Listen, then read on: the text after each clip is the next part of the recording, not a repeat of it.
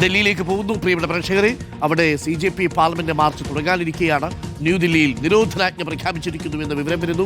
സുരക്ഷാ നടപടികളുടെ ഭാഗമായി പാർലമെന്റിനും മന്ത്രിമാരുടെ വസതികൾക്കും അധിക സുരക്ഷയൊരുക്കിയിട്ടുണ്ട് ദില്ലി പോലീസ്. പ്രധാന റോഡുകളിൽ ബാരിക്കേഡുകൾ നിരത്തി CJPയുടെ പ്രകടനത്തെ തടയാൻ തയ്യാറെടുക്കുന്നു.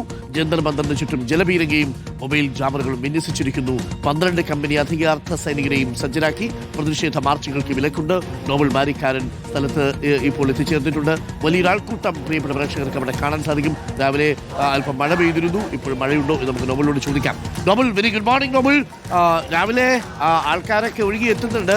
അതിനിടയിൽ പെയ്ത മഴ ഒരു തടസ്സമാണോ? എന്താണ് ഇവിടുത്തെ ഒരു കാലാവസ്ഥ? എന്താണ് ഇവിടുത്തെ ഒരു മൂഡ്? സർക്കാരും പോലീസും തീരുമാനിച്ചുറപ്പിച്ച് തന്നെയാണ് പാർലമെന്റ് സൈഡിലേക്ക്, സൻസദ് മാർഗിലേക്ക് ഇവരെ കടത്തി വിടൂലേ?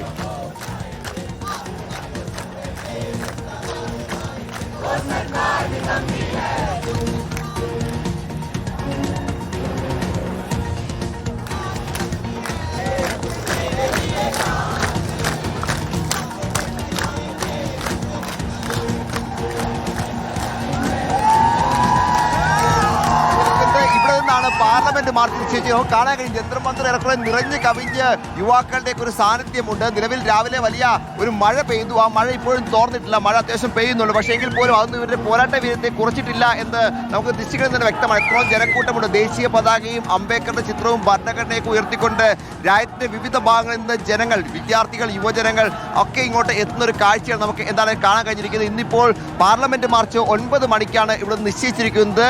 ഈ പാർലമെന്റ് മാർച്ച് എന്താണെങ്കിലും ജന്തർമന്ദറിന് പുറത്തേക്ക് പോകാത്ത തരത്തിലേക്കുള്ള സുരക്ഷാ ഒരുക്കങ്ങൾ സർക്കാരിന്റെ ഭാഗത്തുനിന്ന്, പോലീസിന്റെ ഭാഗത്തുനിന്ന് ഏർപ്പാടാക്കുകയും ചെയ്തിട്ടുണ്ട് എന്ന് എടുത്തു പറഞ്ഞു. ന്യൂദില്ലിയിൽ ഇപ്പോൾ നിരോധനാജ്ഞ പ്രഖ്യാപിച്ചിരിക്കുന്നു. അതോടൊപ്പം തന്നെ പ്രധാനപ്പെട്ട ഇടങ്ങളിലെല്ലാം ബാരിക്കേഡുകൾ നിർത്തി. ഒപ്പം പതിയെ പോലീസിനെ വിന്യസിച്ചു. അർദ്ധസൈനിക വിഭാഗത്തെ, പ്രത്യേകിച്ച് അർദ്ധസൈനിക വിഭാഗത്തെ 12 കമ്പനിയെ സജ്ജമാക്കി നിർത്തിയിരിക്കുന്നു.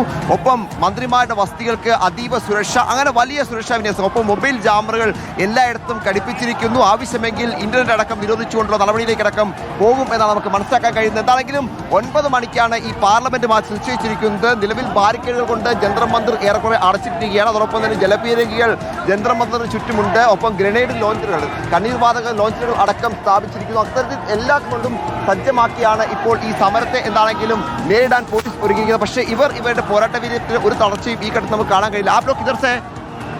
मैं उत्तर प्रदेश से, यूपी बहुत अच्छा हो रहा है.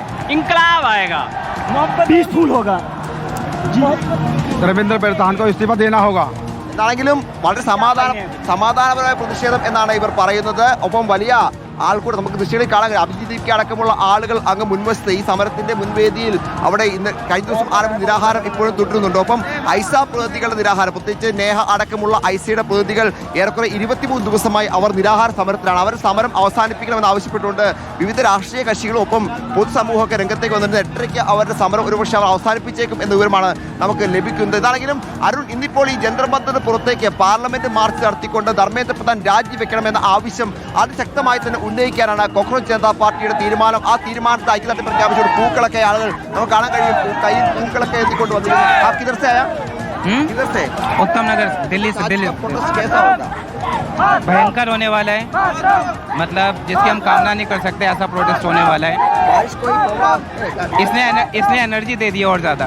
ഈ മഴ ഇവർക്ക് എനർജി നൽകുന്നുണ്ടെന്നാണ് യുവാവ് പറയുന്നത്. എന്താണെങ്കിലും വലിയ ആൾക്കൂട്ടം നമുക്ക് മറ്റു സൈഡിലേക്ക് വന്നു കഴിഞ്ഞാൽ അവിടെ SFIയുടെ പ്രതിഷേധങ്ങളുണ്ട്. അതോടൊപ്പം തന്നെ മറ്റ് വിവിധ വിദ്യാർത്ഥി സംഘടനകളുടെ പ്രതിഷേധങ്ങളൊക്കെ അവിടെ നടക്കുന്നു. SFIയിലാണെങ്കിൽ ആദർശം സജി അടക്കമുള്ള ആളുകളാണ് പ്രതിഷേധിക്കുന്നത്. ആണെങ്കിലും യുവാക്കളുടെ ഒരു വലിയ ആവേശം നമുക്ക് ഇവിടെ കാണാൻ കഴിയും. 9 മണിക്ക് പാർലമെന്റ് മാർച്ച് ആരംഭിക്കും. പാർലമെന്റ് മാർച്ച് ഏത് തരത്തിലായിരിക്കും, പ്രത്യേകിച്ച് വലിയ സംഘർഷത്തിലേക്ക് പോകുമോ എന്ന് പ്രധാനപ്പെട്ട ചോദ്യമാണ്. അറസ്റ്റ് അടക്കമുള്ള കാര്യങ്ങളിലേക്ക് പോകുമോ എന്ന് വലിയ ചോദ്യമാണ്. ഈ മഴയത്തും ആവേശം തോരാതെ മുദ്രാവാക്യം വിളിക്കുന്ന ഒരു കൂട്ടം ആളുകൾ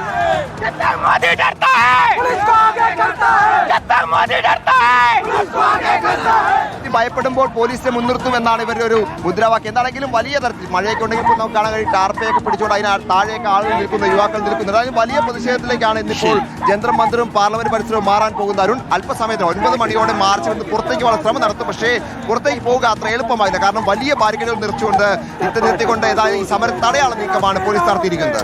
താങ്ക് യു. നോബൽ മാരിക്കാരനാണ് ഇപ്പോൾ ജന്തർ മന്ദറിൽ നിന്നും തത്സമയം പ്രേക്ഷകർക്കൊപ്പം ചേർന്നത്.